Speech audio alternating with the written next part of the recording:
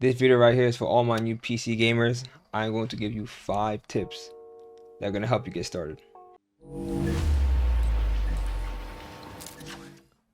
I'm not trying to waste anybody's time, so let's start off with the first tip for new PC gamers, which is invest in a quality keyboard and a quality mouse. I'm rocking a SteelSeries TKL and a Razer Death Adder V2.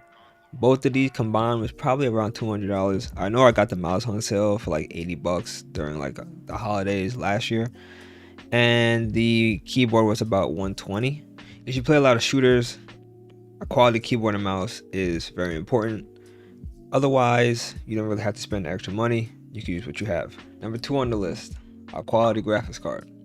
Now I know it's hard to find a good graphics card at this particular moment in time with all the shortages going on, but this is completely subjective in a way because it completely depends on the games that you play. But if you're into the new AAA titles, if you're into games like, Vanguard, Halo Infinite, Minecraft RTX, stuff like that, I would highly recommend getting at least a RTX series, like a RTX 20 series and up. Investing in a graphics card is probably the most important thing you could do and the most worthwhile thing you could do when building a computer, because you just spend the money on a graphics card now, that graphics card will literally last you for like the next 8 to 10 years. You won't have to upgrade at all. You'll be able to run all the new titles smoothly, 60 FPS, 120 FPS, whatever you like to play at. I know finding a graphics card is extremely difficult right now, but if I were you and I'm trying to build a PC, I would highly recommend trying to get a 30 series graphics card. There are a lot of GPU restock live streams up on YouTube that track Best Buy and Newegg, literally all the websites for new drops. I know it's still hard to outcompete the bots, but if you're looking for a card right now, that is your best bet. If not, if you want to go the route of getting a bot, listen, I'm not gonna say nothing. I'm not gonna snitch on you. You do you. I understand that it's desperate times out here. If you're in the market for a graphics card right now, I will link a YouTube live stream down in the description below that I usually go to for my graphics card needs. Moving on to number 3, we have NVIDIA Experience. Now this application is obviously strictly for NVIDIA users, but I'm assuming that most PC gamers choose to go the route of NVIDIA. I know I love NVIDIA cards personally. This application is a must for new PC gamers for a couple of reasons. One, you can download all the drivers straight from the application. You do not have to go to NVIDIA's website. If you want, you can go into settings and put on the notifications. It will tell you when there are driver updates. Very easy, very quick, a lot less hassle. They also give you news updates on which games are getting updated with RTX or DLSS. Very useful. If you don't know what those are, I could explain that for you in another video. And number 3, this is a great way of checking your FPS in game. They actually have a built-in FPS counter with a bunch of different settings. You can check your GPU temperature, your CPU temperature, how many megahertz your RAM is running at, and how much power your power supply is drawing. It's a very great multifunctional application for NVIDIA graphics card holders. I know there's a lot of different applications out there like NZXT Cam, which I have personally used in the past, but I have switched over to NVIDIA Experience because of how practical it is and how much different things I could do with it within the application without having to have multiple different applications installed. Number 4 on the list, a good monitor. Now, again, this is very subjective depending on the graphics card that you have. If you have a GTX 1060, I wouldn't recommend you go out and buy a 1440p 144 hertz monitor because you're not going to be able to make the most out of it. But if you do happen to have a 20 series card or a 30 series card, I would highly recommend going 1440p 144 hertz if you could afford it. Now, me personally, I run a 2060 Super with a 1440p 144 hertz monitor, specifically a LG monitor. This is by far my favorite monitor that I've ever owned. I will leave a link to it down in the description if you're interested. I will also put up a video of my monitor setup. I currently run 3 monitors, a 1440p 144 hertz as my main gaming monitor, a 4K monitor on the top, which is just my entertainment monitor for 4K videos, Netflix, etc. You know, picture editing, video editing. And my 1080p monitor on the left is just for YouTube, Twitch. You know, usually when I'm editing videos or I'm playing a game, I have Twitch or YouTube up on my monitor to the left. That's really all it's used for.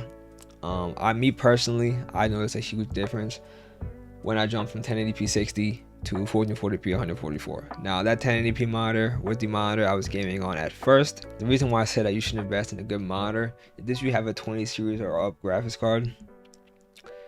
The difference with 60 FPS and 120 FPS, at least for shooters, in my opinion, is night and day.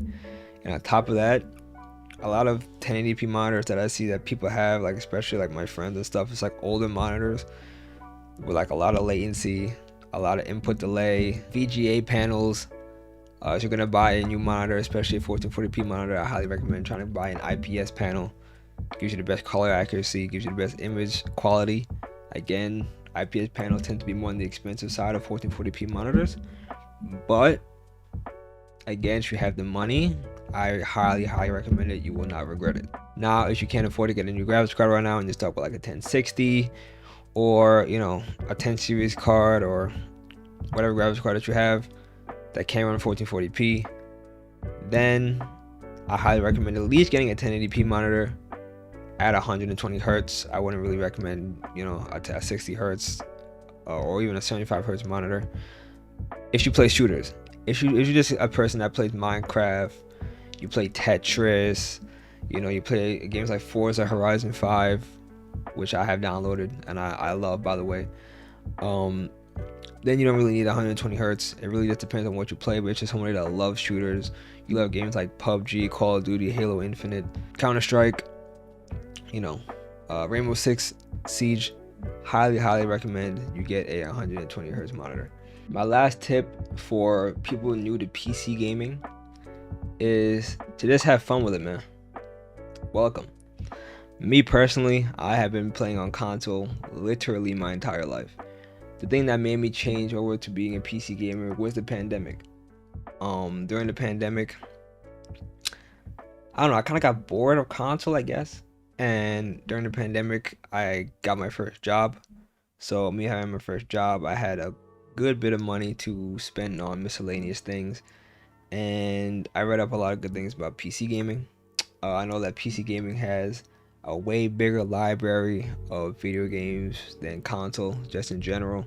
Me personally, I download most of my games from Steam. My Steam library is probably like 50 games deep. I also use Epic and, you know, Battle.net. There's a bunch of different gaming applications out there that you have to download for different games.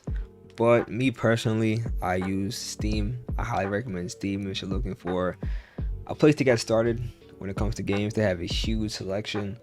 Right now, actually, I think they have a sale on a lot of good games lasting throughout the entire fall season. I highly recommend you go and jump on that now while you can.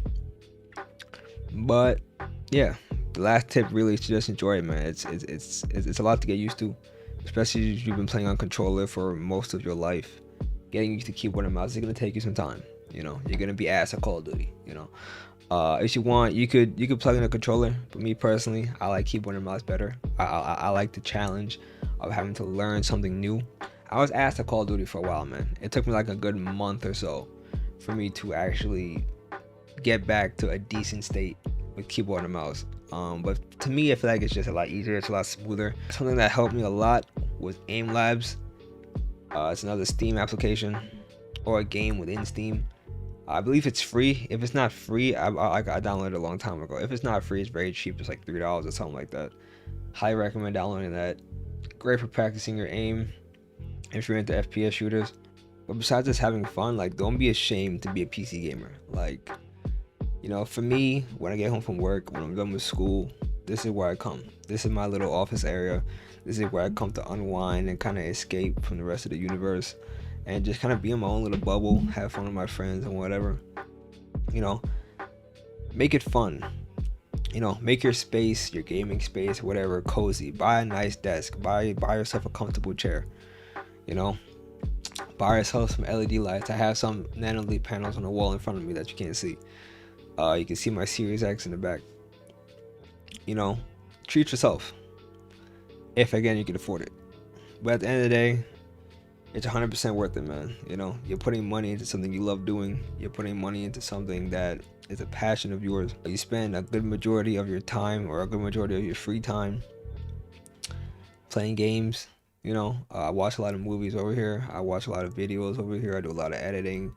You know, I use this workstation for school.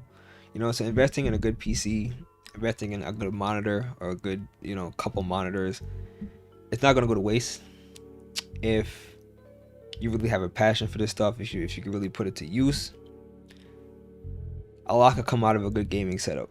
So if you're a PC gamer, I'm sorry that you have to deal with all these shortages and stuff. It's not a great time to be a PC gamer right now. It's not a great time to start, at least. Good thing for me, I got most of my stuff right before the pandemic really hit and all the shortages were going crazy.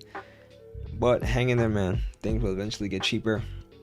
Again, don't overspend on anything. Do not buy 3060 or 3070 for $2,500. That's like more than double the MSRP. Don't do it. Don't go to StockX.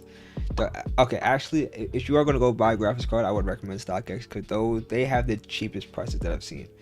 And it's hard to get scammed on StockX. So if you're going to buy a graphics card, you know, online, not MSRP, StockX. Don't go to eBay, don't go to Craigslist, don't do none of that stuff. That's all I have for you guys today. If you enjoyed this video, make sure to hit that like button, make sure to hit that sub button.